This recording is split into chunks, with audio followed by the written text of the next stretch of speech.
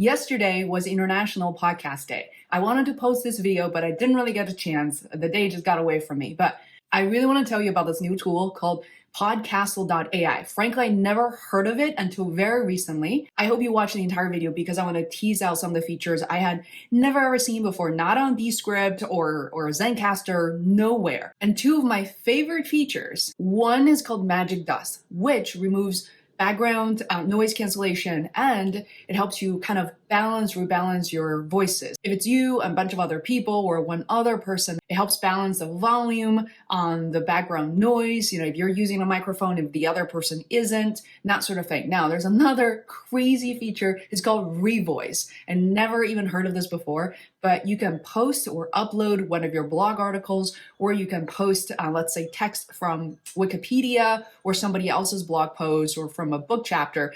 You upload it to Podcastle, and it gives you about 12 different voices, men and women, to choose from, and it will basically give you the entire audio from text. Now, in the near future, I don't know how soon, they're going to have my voice, not my voice, but your own voice to help you produce audio. It's AI, artificial intelligence, in a way that I'm just super excited about. It will make content creation a lot easier, but also just kind of help us explore different ways of creating content. Last but not least, let me tell you about the interview features. So traditionally or currently, if you're using Zoom, that's fine. But with Podcastle, you're able to send a link out to your interviewee or interviewees, and they're able to join you. And all the audios are going to be recorded as separate tracks and locally on their machines.